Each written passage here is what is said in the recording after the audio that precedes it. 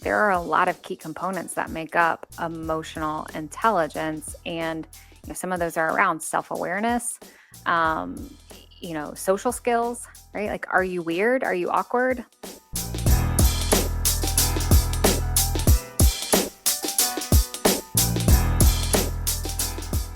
You are tuned into the Only Human podcast, where financial advisors learn how to stay irreplaceable in a world of AI.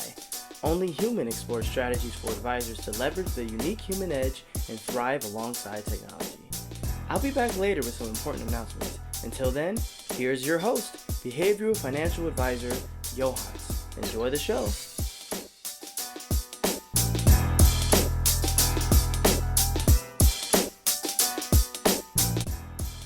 Welcome to Only Human. It's your host, Johans Harrison. So happy to be with each and every one of you today as we dive deeper into staying human. Advisors, we have to do it. We got to stay human. In the world of technology, it is our humanity that separates us from the rest. Yes, we will lean on technology because we need technology, but it will not replace us. Say it with me. Oh, never mind. You don't have to say it with me. But if you said it out loud, thank you for saying that. I have with me today a new friend, Ashley Quamme. She is a licensed marriage family therapist. Is that right? Yeah, Okay. you got it. You got it. She is also, I got to read these, a certified financial therapist, a financial behavior specialist. So she's swimming in my lane here as a behavioral financial advisor. And we are going to have an amazing conversation discussing how, as advisors, we get to focus on EI more than we focus on AI. And I know it sounds like I'm singing Old MacDonald, but we'll get into what those acronyms mean shortly. So, Ashley, welcome to the show. Thank you, Johans, for having me. So glad to be here. Indeed. So before we dive into our topic, can you give us a little bit of history of your journey into financial services and then how that just molded into therapy and basically being an advisor therapist? I guess that's what we could call you at this point. Sure, we'll go with that. Yeah, I'm okay. I'm okay with that. Yes. I started out, my home discipline is in the mental health space. So went to school for psychology, master's in marriage and family therapy. And, very early on, like high school, time frame, was always fascinated by relationships, just how they work. So not necessarily always romantic relationships, but just relationships in general. Like, why are some good? Why are some not great? What are the qualities or aspects of that? And, simultaneously, like, why as humans we do what we do? Like, why do we, my tagline, think, feel, do, right? Why do we think, feel, and do the way that we do? I didn't have that, by the way, back in high school, college. Yeah, me neither. Yeah, right. Me Yeah, neither. yeah. I had do and I do. I do. Maybe I don't even think. think I was supposed to think much. It was just do. Maybe think on some days, No, it but wasn't there. think. It was always, what were you thinking? Yeah. But Oh, I yeah. was never prepared to think first. It was just go That, do it. And then I it's don't like, know, wait, what were you Johannes. thinking? That feels like a mama statement. Like, the what were you think? I don't know, but we won't go there. It's not We're not about. We going to won't. go there. So this is We not my won't. therapy session, or It's is it? not. You know what? That's maybe for a later recording. We Okay. we could do that. Oh no, we're turning But the recorder off for that. But go ahead. okay, all right. I was always just fascinated with relationships, and academically decided to pursue that. Obviously, that meant psychology. And then again, going into marriage and family therapy. And really, the only way I thought I could, help or do relationship discovery was through therapy. And so I was like, I'm going to go the traditional therapist route. Graduated, flew off to Korea. Clayton was in the Army at the time, did all kind of the typical mental health licensing and started my private practice in 2014, and specialized really just in couples and blended families at the time. And, money shows up in those relationships. I don't know if you know that, but money shows up in those Money. It tends to. It likes to hang around where people are. I've learned. for sure. Right. Yeah. And I didn't really know how to I didn't know how to navigate those spaces because, believe it or not, they do not teach us in our mental health programs how to work with the relational aspect of money. And so like anyone who doesn't know what they're doing, I typed into Google therapeutic interventions for couples who are struggling with money. I mean, like verbatim, like typed that in, and financial therapy came up. Mm. That was 2018-ish, and just kind of followed those breadcrumbs. Simultaneously was feeling really burnt out in my therapy work. Um, culminated with COVID, happening too. And I just felt like I wanted to do something different, but not completely different, going off the rails, and totally different path. And so, I found financial therapy, which then led to, hey, what if I could train advisors? Because my husband as a CFP, shared, and I kind of knew this, but they don't teach advisors how to do communication. They do not. Right. No, Like we have that's to stumble upon it. Either we figure it out or we don't. right. And Right. those that don't, oh, it's really easy to pluck clients from those advisors For because show a sure. little bit of empathy, and it's like, oh, take my money. I'm like, Right. all of it? Are you Yes. sure? You've been with your advisor for 2 All of it. decades. Take it. He doesn't even know my wife's name. Like, oh, Right. Take it. okay. Take it all. Yes. Yeah. Right. And like that was astounding to me. Kind of learning that, especially since the work that you guys do as advisors, I mean, it is deep. Like it's just deep work, and it's very intimate. And so, anyway, I was like, maybe I'll do some training. And then one day I just kind of had this crazy thought, and I was like, hey, as a therapist, like, what if I just worked inside of like advisory firms? Like, what would that look like? And kind of explored that. And Johans, that has just exploded in a very good way.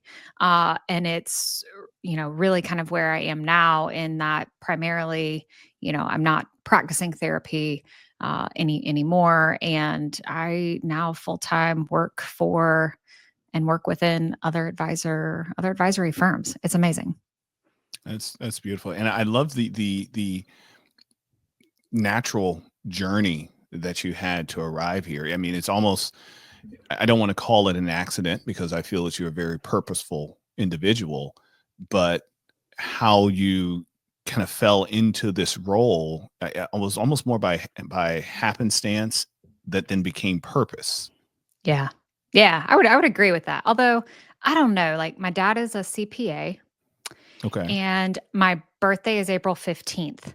Oh, So, God. So happenstance. that's why you need therapy. I understand. I get it. Yep. So Yeah. happy birthday, Ashley. Yeah.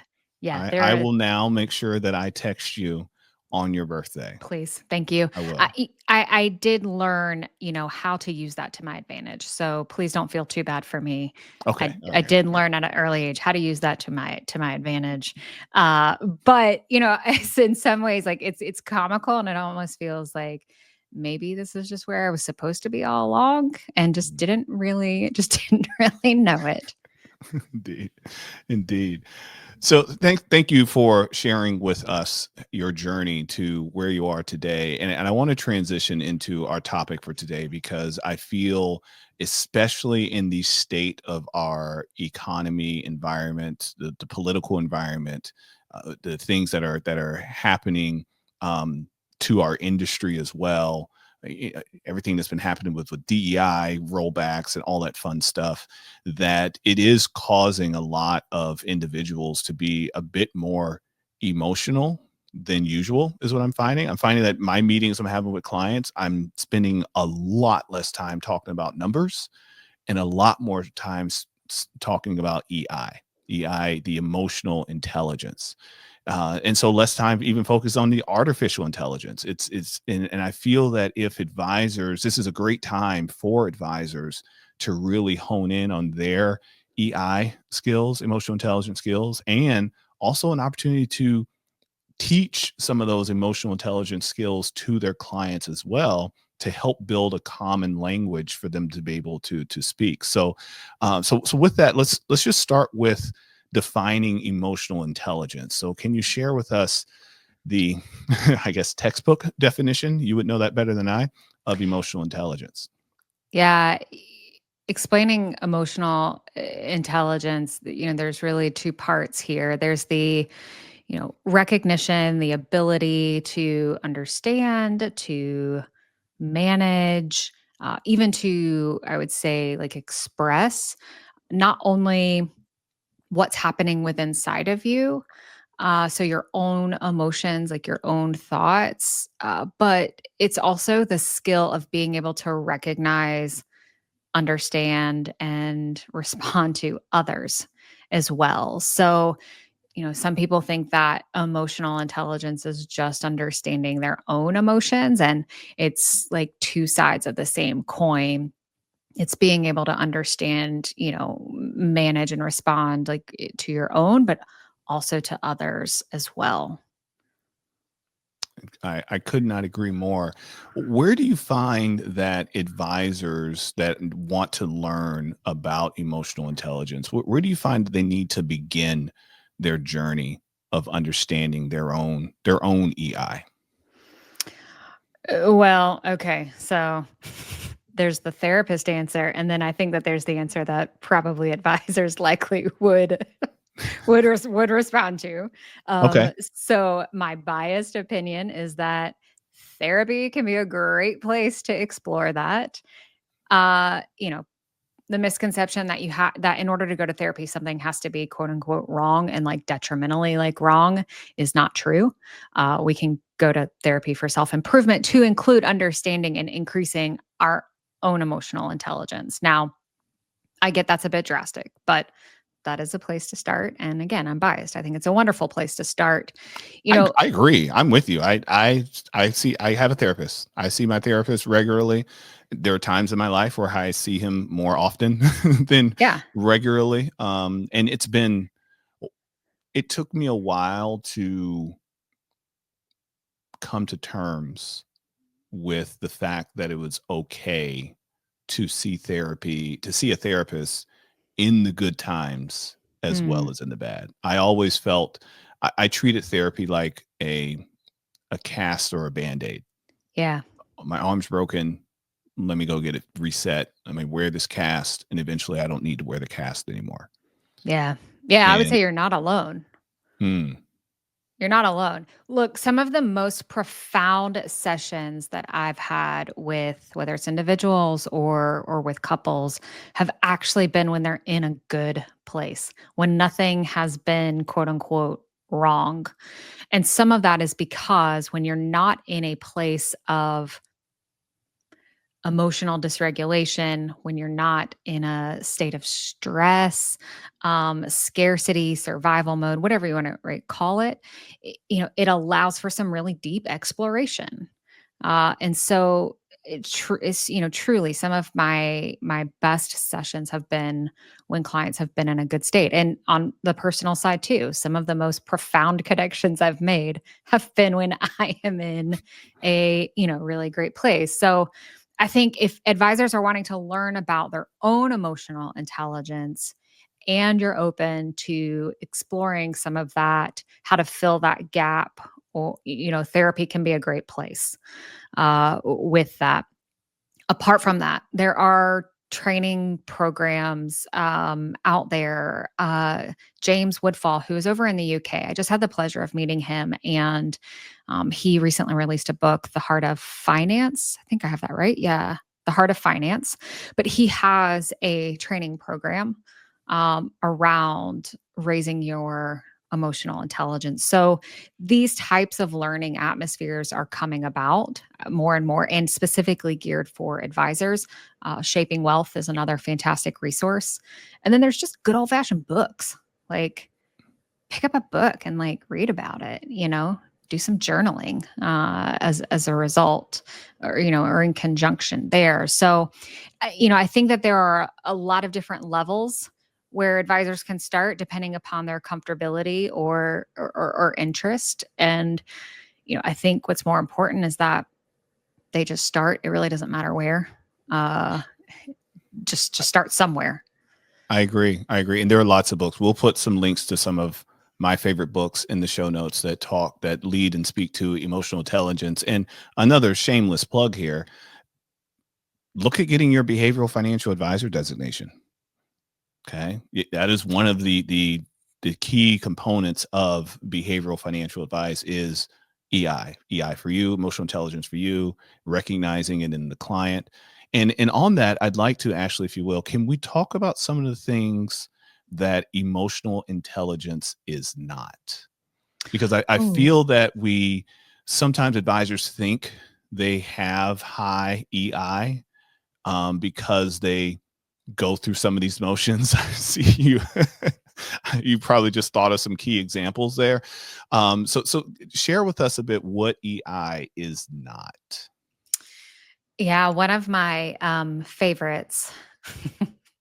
One of my favorites is when not just advisors, but people think that they are demonstrating emotional intelligence because they asked a feelings question, like a How feelings did that based. make you feel? Yes. Yeah. See, I'm emotionally intelligent. I can ask how you feel. Um, and I'm not laughing because I'm judging. Maybe. Uh, uh, uh, maybe a little. But I think like there's this misconception that emotional intelligence is just about feelings and it's just about emotions. And it's not. To expand kind of that definition, from earlier, like there are a lot of key components that make up emotional intelligence. And, some of those are around self awareness, social skills, right? Like, are you weird? Are you awkward? Like, can you engage like socially? Can you read cues like when you should stop talking? uh, or like when someone is nervous or fidgeting, appropriateness around that. And then there's, self regulation as well. Can you regulate your own emotions, your own stress? Empathy and is obviously involved, in that too, or within that, and motivation as well. So there's a lot of different parts of it. It's not just feelings. It's not just do you understand emotions? Do you understand what you're feeling? And it's, more than just being able to ask somebody how they're feeling. How are you feeling? We're going to pause for just a second there, Alex. That was our hot take. Ashley, that was it was about 15:30. I already kind of forgot what you said, but it was great. When you were saying what EI is not, but it was so good. I got goosebumps. I just had to write down for the hot take. Okay. We're back at it. So I could not agree with you more. And I love how you packaged the things that emotional intelligence is not, but also gave a long list of some of the skills and attributes that do apply to emotional intelligence. And you mentioned one that I want to lean in a bit, and even I'd like, if we can, have somewhat of a, maybe not a role play, but at least give a few tools that we can help our advisors with that are listening in. Because you mentioned it's not just asking how did you feel or how do you feel about something, but it's the empathy that goes along with it and the follow-up questions. So if you're an advisor that, like myself, that is working with clients that work for the federal government, I've had a few of those meetings this week, Oh from man. physicians in the VA to doctors that their pay is based specifically on grants that are coming from Health and Human Services, or they work directly with WHO.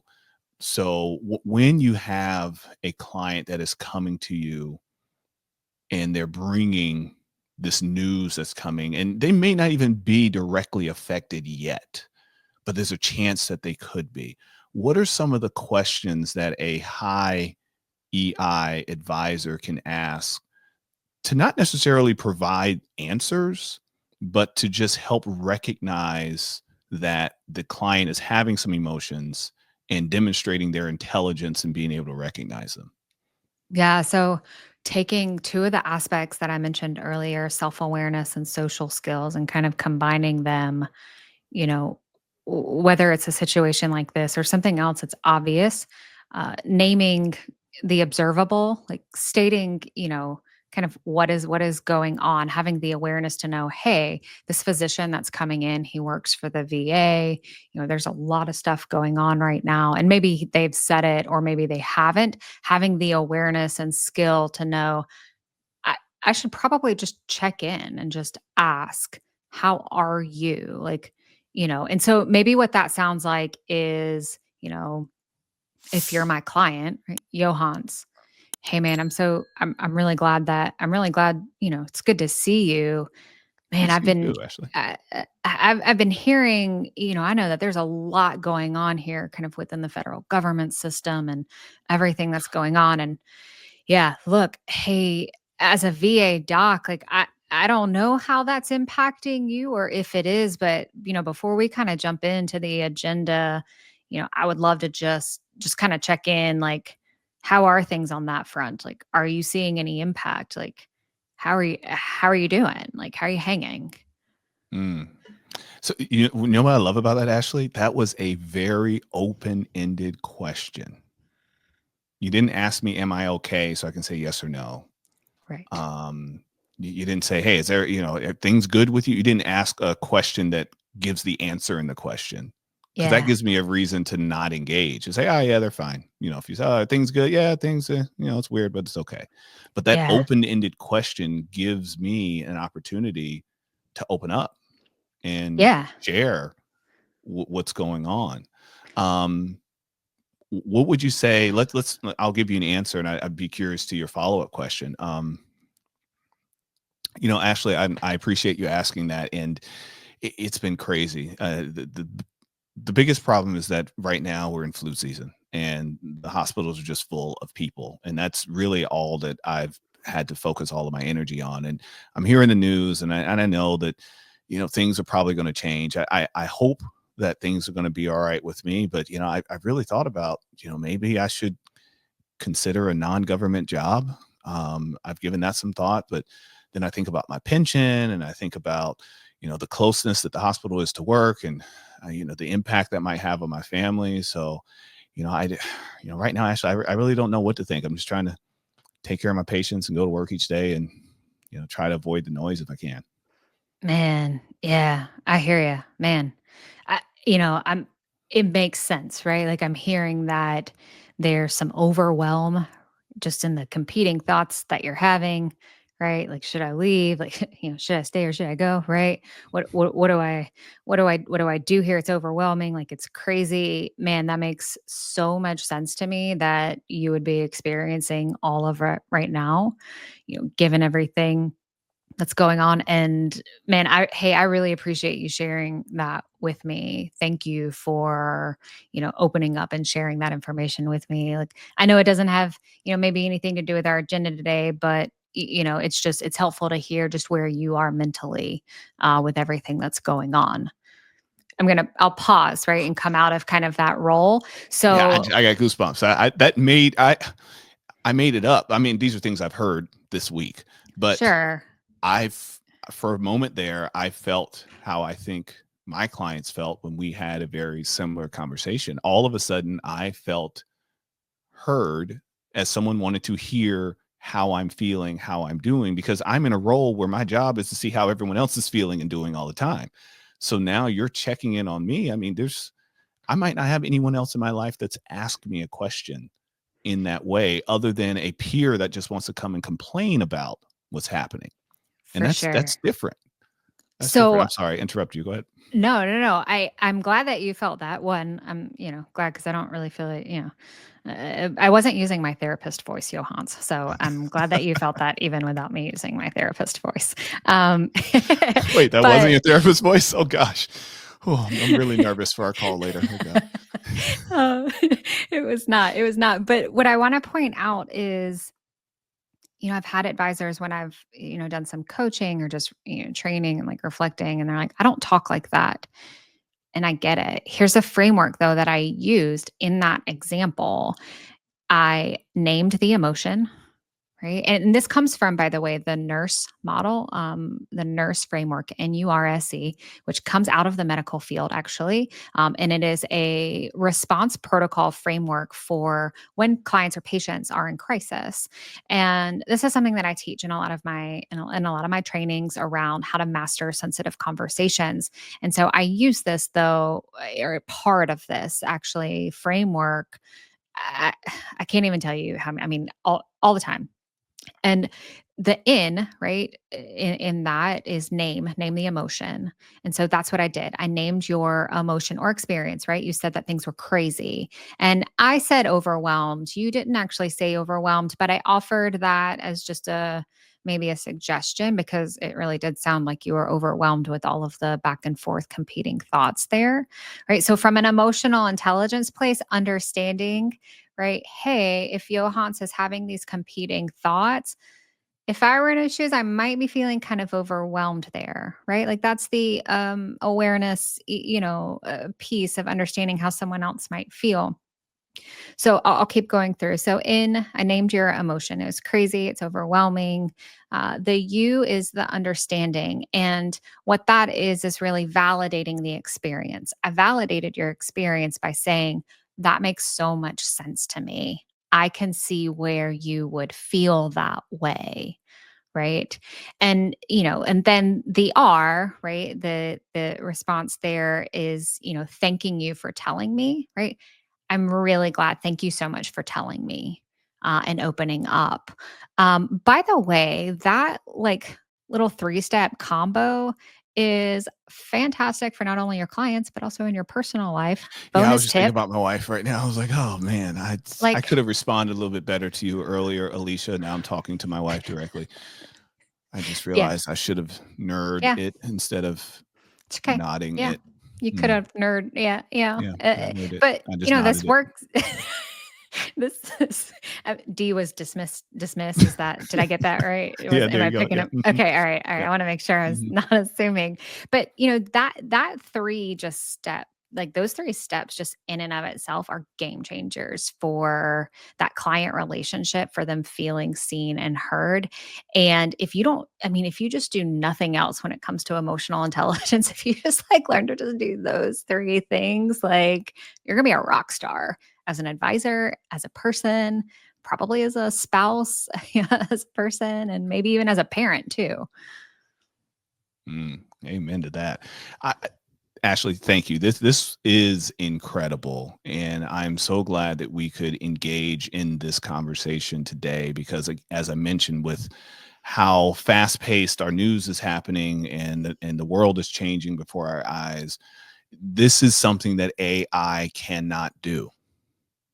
Okay. Now, could you train your AI model to give these questions as a prompt if someone wanted to try to seek some therapy from their AI? Sure, you could, but you're not going to have the emotions there. Okay. That is the human part. The human part is the emotional connection to the other human. Yeah. And Let yeah, me when it comes, go ahead. I was going to say, here's kind of I'm hearing this a lot more, and that AI models, they can validate someone's feelings. And, sure, like if you type into Chat GPT, like, hey, I'm having a bad day. Can you validate my feel? Like, I mean, sure, like, as you said, they can train it. But here's the thing when it comes to human connection, like we are wired that way from a brain standpoint, from an evolution like we are wired for human to human connection.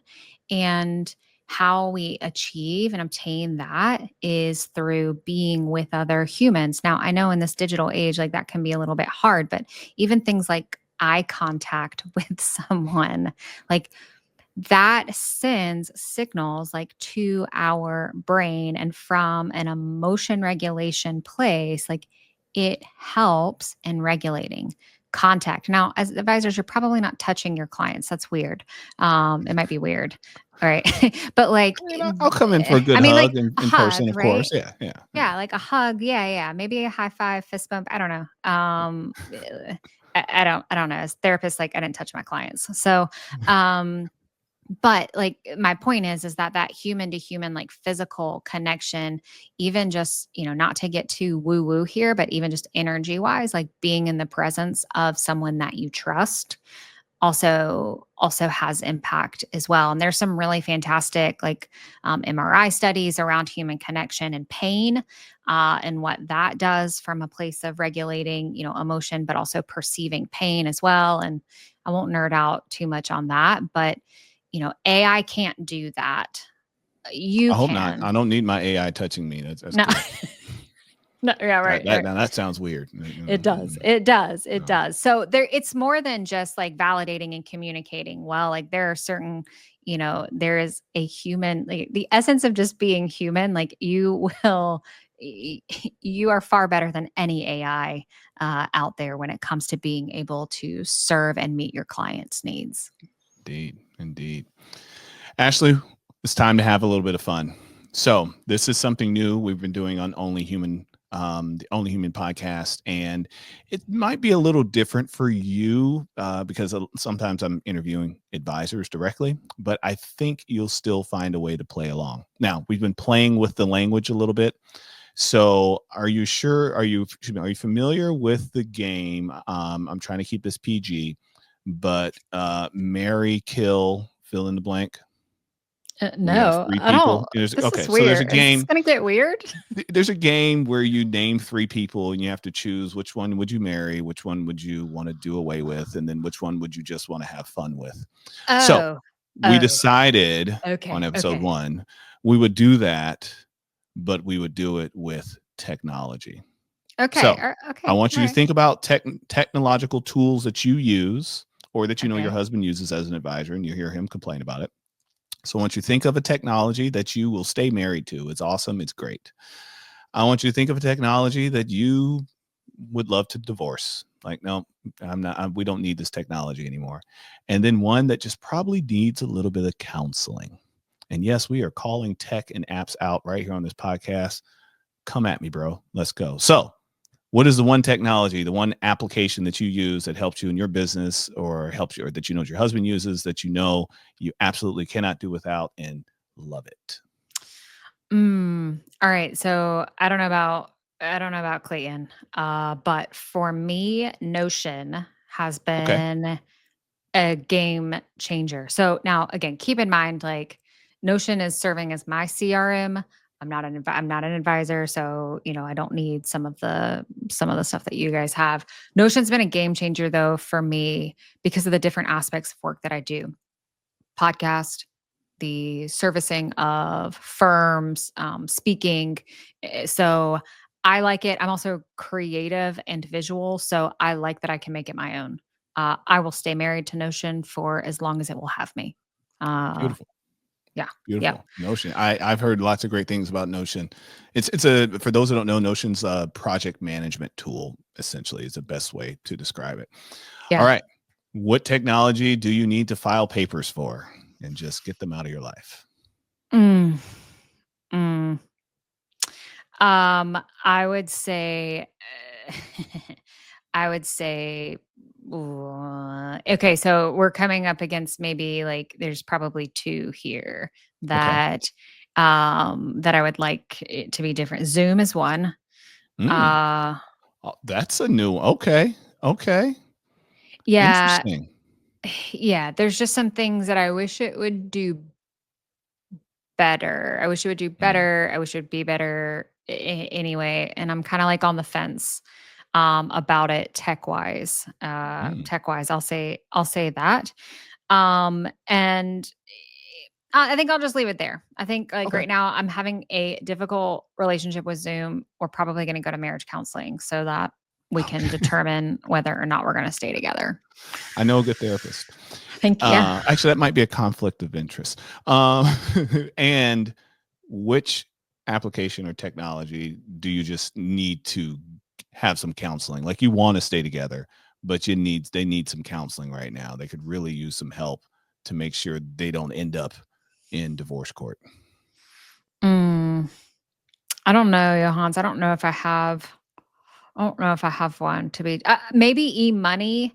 Oh, Um, I could agree with you. E-money knows. I've told them plenty of times on Twitter, but go ahead, or X, whatever you call it. Yeah. So, but I'm going to approach it from a different place though. Oh, Clayton uses eMoney.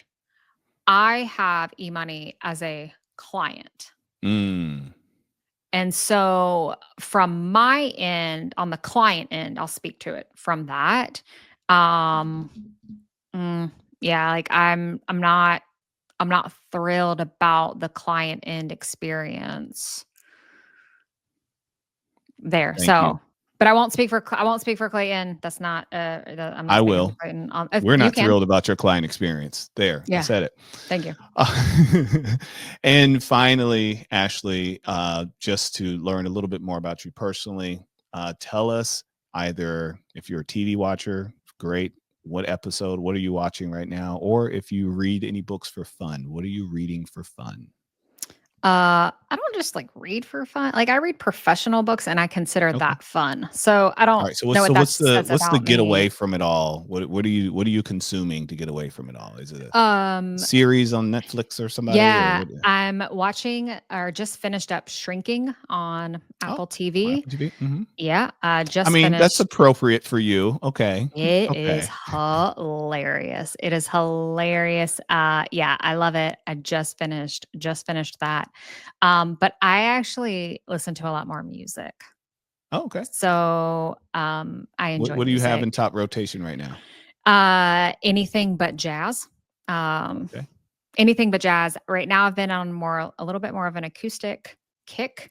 So Mm. taking it back to like Jack Johnson and Dave Matthews, been a little bit more on an acoustic Yeah. kick right now. So Dave Matthews just yeah, went to the Hall of Fame. Shout out to Dave Matthews. yes, I know. Yeah. Yep. During those days when I was not thinking and just feeling and doing, went to a lot of his concerts. So I'll just leave I that did there. too. I am official. I was a Dave head as well. That was me. Yeah. Hmm. Yep. I'll just Yep. leave that there. And Yep.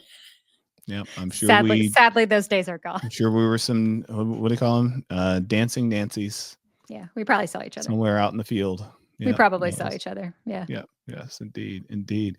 Ashley, if there are any advisors that want to learn more about your services or any firms that want to learn more about what you do, how can they find you?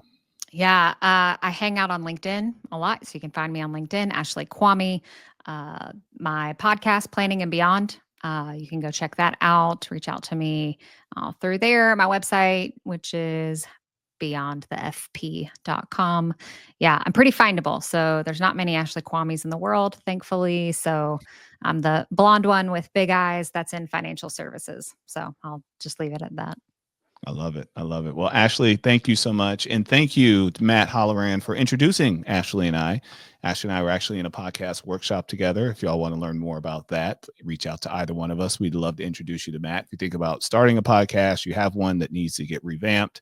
What was it, a 6-week course? I think it was. Well, we Yeah, did it every other week, but six six session sessions. course. So it was over about 3 months. Oh, incredible. So if you've noticed that I've stepped it up a little bit, that's thanks to Matt, and that's thanks to Ashley as well, because we worked hard together to sharpen each other in the field of podcasting. So again, thank you everyone for joining us on Only Human Podcast. Thank you, Ashley, for being our guest. And everyone, let's raise your emotional intelligence just a little bit. Pick up some of the tools.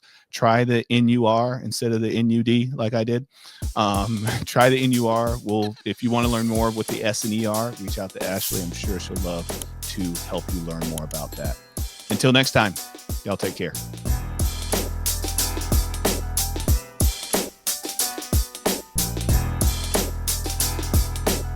Hi, I'm back. Did you enjoy being a fly on the wall for that conversation? I know I did. Now remember, don't try everything you learned today. Pick 1 or 2 things you can implement and implement them well. And don't just try something for a week and give up when it's not working. Successful implementation takes time, energy, and repetition.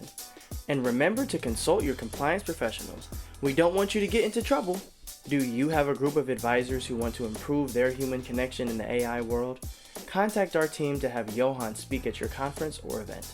Before you go, please like, comment, and subscribe. If you're on YouTube, click the bell for notifications.